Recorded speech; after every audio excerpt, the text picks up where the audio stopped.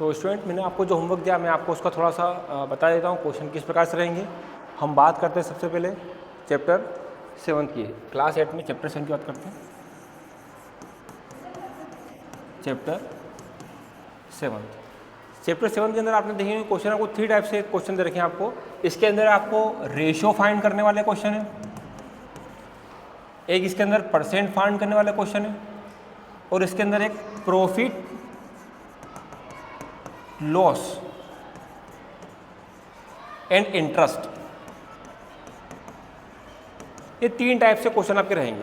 ठीक है, ratio find out करने, आपको पता है रेशियो फाइंड आउट करने के लिए हम जानते हैं कि 3:1 आपको रेशियो दे रखा है। इस रेशियो का आपको परसेंट निकालना है। तो मैंने आपको समझाया था कि हम रेशियो को लिखते हैं 3/1।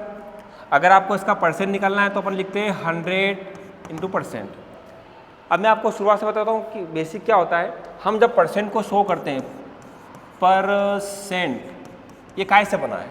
ये बना है आपका पर प्लस सेंट, परसेंट। पर का मतलब होता है हर एक या प्रत्येक,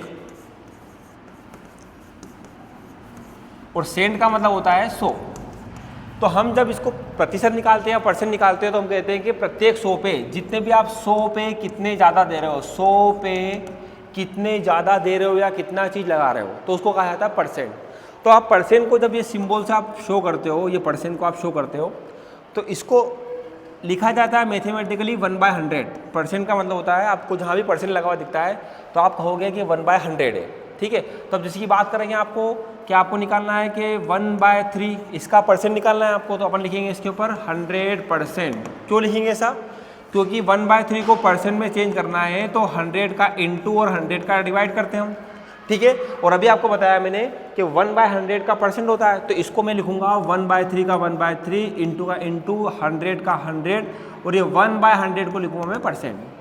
तो ये काउंट हो गया 1/3 का परसेंट। तो ये आपको देखो इधर आ जाएगा आपका, इसको अब ऐसा लिखेंगे अपन कि 1/3 का परसेंट है तो 1/3 इंटू 100% है, तो 100 1 जा 100/3%। इसको सोल्व कर लेते हैं तो आता है 3 3 जा 9, रिमेनिंग 1, 3 3 जा 9.3, मतलब 33.3% आपका यहाँ पे आंसर आता है। ठीक है, तो परसेंट फाउंड करने के लिए कि आपको 100 का मल्टीप्लाई 100 का इंटू करना रहेगा। ठीक है, इसी के अंदर हम बात करते हैं परसेंट आपको फाइंड करना है तो और क्वेश्चन आते हैं कि हम इंटरेस्ट की बात करते हैं। अब इंटरेस्ट कैसे होता है? इंटरेस्ट तो हाँ, इंटरेस्ट को फाइंड करने के लिए हम फॉर्मूला लिखते हैं PRT/100। P जो होता है वो आपका होता है बेसिक अमाउंट, ठीक है। R जो होता है वो आता है आपका रेट ऑफ इंटरेस्ट, T जो होता है वो आता है आपका टाइम। ठीक है, तो आपने एक जनरल वे में देखा होगा कि इंटरेस्ट होता क्या है। इंटरेस्ट मतलब होता है किसी को आपने पैसे उधार दिए, है ना। अब आपने उससे बोला कि मैं आपको पैसे उधार दे रहा हूँ, लेकिन कुछ समय बाद मैं पैसे वापस उतने के उतने नहीं लूँगा, मैं आपसे पैसे थोड़े से ज़्यादा लूँगा। कितने ज़्यादा लूँगा कि मान लो कि मैंने आपसे कहा कि मैं आपसे 5,000 रुपये उधार ले रहा हूँ, 1 महीने बाद मैं आपको 5,000 रुपये नहीं लूँगा, मैं आपको कुछ ज़्यादा रुपये लौटाऊँगा। तो वो ज़्यादा जो रहेगा वो आपका कहलाएगा इंटरेस्ट, कि कितने ज़्यादा। जिसकी हम बात करते हैं कि आपने 5,000 रुपये उधार लिए, कितने बोले 2% ब्याज से, तो अपना जो रेट है वो 2% है। आई रेट 2 है। कितने समय के लिए? बोले 1 साल के लिए लिए, तो आप निकालेंगे, ये इसका फॉर्मूला होता है। तो इसको सोल्व करा तो आई इक्वल टू आ गया अपना 100 रुपीज़।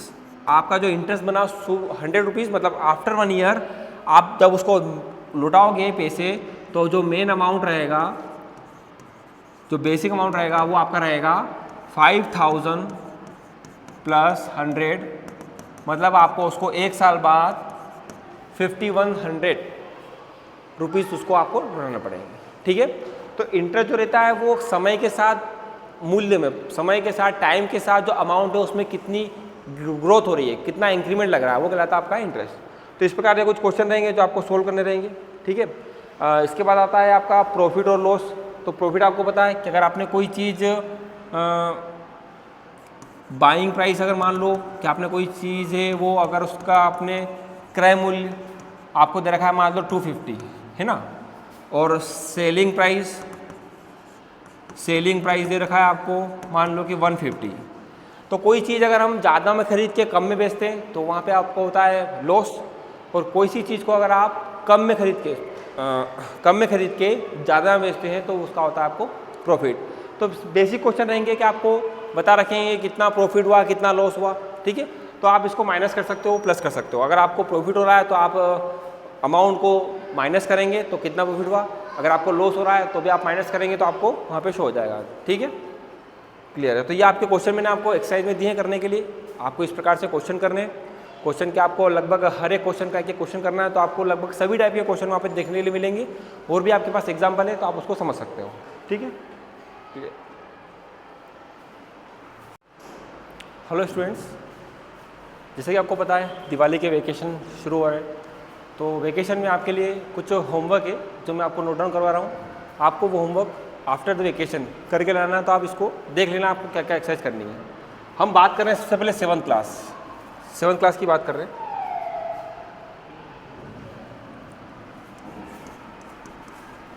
सेवन्थ क्लास में आपको चैप्टर 5 की बात करते हैं। पहले चैप्टर 5 के अंदर आपको हर एक्सरसाइज, जितनी भी एक्सरसाइज आपकी 5.1 के अंदर हर एक क्वेश्चन, हर एक क्वेश्चन का फर्स्ट क्वेश्चन आपको सोल्व करना है। हर एक क्वेश्चन का ईच क्वेश्चन फर्स्ट क्वेश्चन, मतलब आप बात कर रहे हैं एक्सरसाइज 5.1 के अंदर मान लो कि 6 क्वेश्चन है, तो आपको हर क्वेश्चन का फर्स्ट क्वेश्चन, मतलब क्वेश्चन नंबर फर्स्ट है उसका फर्स्ट क्वेश्चन आपको सोल्व करना है। Same it is question number 2 है, उसका फर्स्ट क्वेश्चन सोल्व करना है आपको, सोल्व करके और उसका क्वेश्चन भी डालना है और आपको उसका आंसर भी लाना है। तो 5.1, 5.2 के लिए सेम प्रोसीजर है और 5.3 के लिए भी सेम प्रोसीजर है, ठीक है। सेम इट इज़ आपको जो चैप्टर 6 है, आपका चैप्टर 6 है, उसमें भी आपको सेम प्रोसीजर फॉलो करना है। हर एक्सरसाइज के आपको हर एक क्वेश्चन का फर्स्ट क्वेश्चन आपको सोल्व करके लाना है, क्योंकि एक एक क्वेश्चन के अंदर लगभग आपको 8 क्वेश्चन दे रखे हैं। तो आपको हर एक क्वेश्चन का, हर एक एक्सरसाइज का, हर एक क्वेश्चन का फर्स्ट क्वेश्चन सोल्व करके आपको लेके आना है, ठीक है।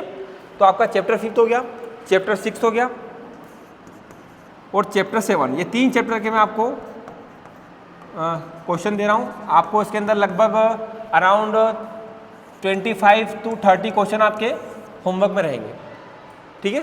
तो 25 से 30 क्वेश्चन रहेंगे, तो आपके पास 6 दिन है, तो आप इजीली आराम से कर सकते हो। तो ये आपका होमवर्क रहेगा क्लास 7 का, ठीक है।